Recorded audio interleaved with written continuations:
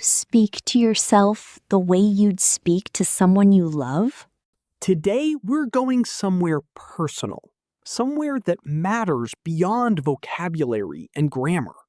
Today on Daily English Lab, we're talking about self-love, what it actually means, why it's harder than it sounds, and how to grow it. Slowly, honestly, without pretending everything is perfect. Because self-love in the real world doesn't look like bubble baths and positive affirmations on Instagram. It doesn't. It looks like quieter, harder, more honest things. And today, we're going to talk about those things in real English through real conversation. This episode is for anyone who has ever been harder on themselves than they would ever be on someone they love. Which is most of us, more often than we'd like to admit. Let's talk about it. Henry, when you hear the phrase self-love, what's your honest first reaction?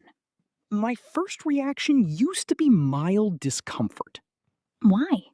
Because it felt like a concept for people who already felt good about themselves. Like, if you needed to work on self-love, it somehow meant you had already failed at something fundamental. That's such a common feeling. The idea that needing self-love means something is broken. Exactly backwards from the truth, I now realize. Needing to actively work on self-love doesn't mean you're broken. It means you're paying attention. How do you define it now, after working on it? I define it very simply. Self-love is treating yourself with the same basic decency you would extend to someone you genuinely care about. Not worship, not constant positive thinking, just basic decency. Yes, the same patience, the same kindness, the same willingness to try again after failure that you would give a close friend without even thinking about it. And the fact that we don't automatically give that to ourselves is something worth noticing. Worth noticing and worth changing. Slowly, without pressure to be perfect at it. Henry, when did you realize your relationship with yourself needed attention?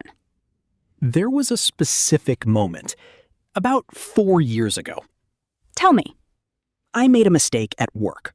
Not a catastrophic one, just a misjudgment that cost time and caused a small problem for my team. The kind of thing that happens to everyone. A very human mistake. Completely ordinary. And a colleague who was equally involved just said, "Oh well, we'll fix it and move on." And moved on by the end of the day. But you didn't move on. I thought about it for 3 weeks. I replayed it constantly. I told myself things I would never say to another person. Words I genuinely would not use on my worst enemy. The internal voice was cruel. Genuinely cruel. And the most sobering realization was that I had never noticed before, because it had always been like that. The harshness felt normal because it had been there so long. Like background noise you stop hearing. Exactly. And that moment, noticing it clearly for the first time, was the beginning of everything changing. What did changing look like, practically? It started with one question. When the voice said something harsh, I would ask myself, would I say this to someone I love?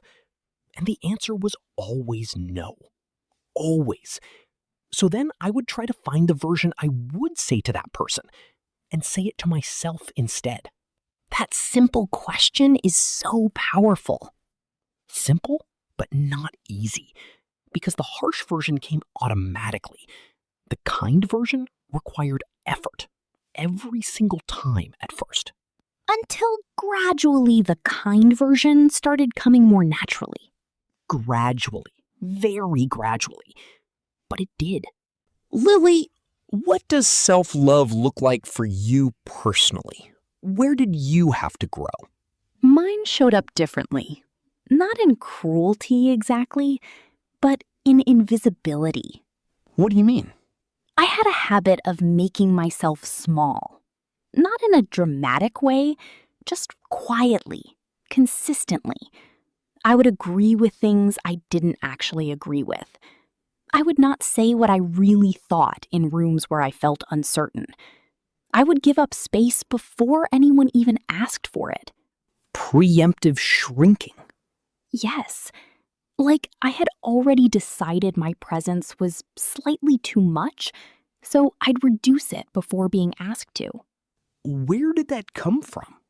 I think from years of believing that being likable meant being agreeable, that taking up space meant being difficult, that my thoughts were welcome only if they didn't inconvenience anyone.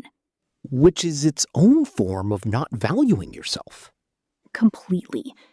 You don't have to be harsh to yourself to have a self-love problem. You can also just quietly not show up for yourself, not advocate for yourself, not let yourself be fully present in your own life. And that kind of invisible self-erasure is just as worth addressing as the harsh inner critic. What changed for me was learning to notice the moments when I was about to shrink and consciously choosing not to. Not dramatically, just staying present, saying the thing I actually thought, taking up the space I was entitled to. Small acts of showing up for yourself. Every one of them felt enormous at first, and every one of them built something. Dear learner, maybe Henry's story resonates with you. The inner voice that would say to you what you'd never say to a friend. Or maybe Lily's story is more familiar. The quiet habit of making yourself smaller than you are. Either way, and whether or not you feel comfortable calling it self-love, today we want to give you the English vocabulary to talk about this inner journey. Because the language we use for our inner life shapes how we understand it, and understanding it is the first step to changing it. Let's get practical. What does self-love actually look like in daily life? Not in theory, but in real moments. It looks like setting limits on what you will and won't accept from others, and from yourself. Limits meaning boundaries. Yes, I'm setting a limit on how much overtime I'm doing this month. That's a self-love act. You're protecting your energy. It looks like resting without guilt. Actually allowing yourself to rest. Not because you've earned it by being productive enough, but because rest is a basic human need. I'm giving myself permission to rest today. That sentence sounds simple. It is not always simple. For many people, it requires real internal work to believe they deserve rest without having justified it first. Self-love looks like speaking to yourself with kindness after a mistake. Not ignoring the mistake, but processing it without cruelty. I made a mistake. I'm going to understand what happened, learn from it, and move on. That's a self-loving response to failure. Versus, I'm an idiot and I always get things wrong, which is neither accurate nor useful. And self-love looks like celebrating yourself privately, not for social media, just for you. Noticing when you did something difficult and allowing yourself to feel proud, even quietly, even just for a moment. That private acknowledgement is more powerful than most people realize. What gets in the way? What makes self-love so difficult for so many people? The first thing, conditioning. Most of us grew up in environments where self-criticism was normalized, where being hard on yourself was seen as a virtue. Don't get too big for your boots. Don't think too highly of yourself. These cultural messages around humility can become internal voices that punish self-appreciation. So loving yourself feels dangerous, like you'll become arrogant, like something bad will happen if you think well of yourself. But there is a profound difference between arrogance and self-respect. Arrogance says, I am better than others. Self-respect says, I am worthy of basic decency. One pushes others down.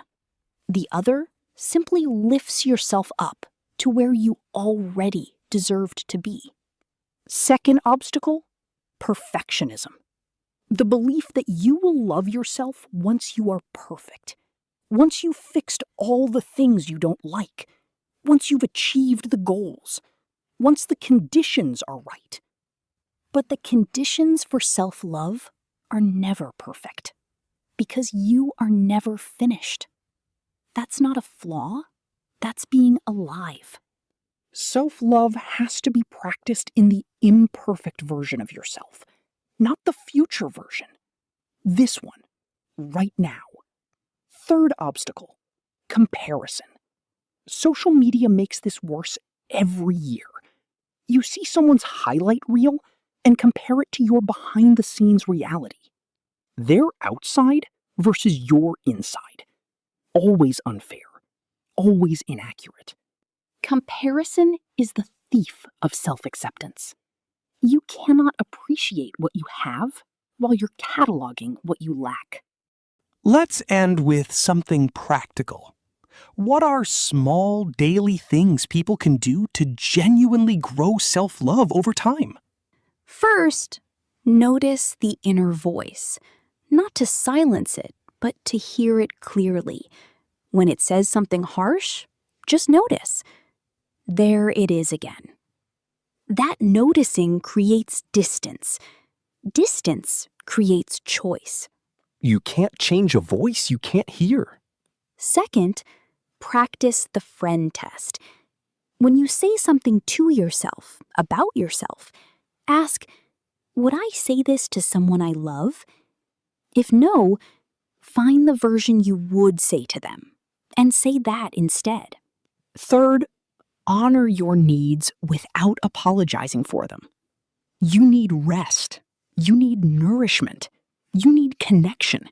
You need quiet sometimes. These are not weaknesses. They are requirements. I need some time to myself today.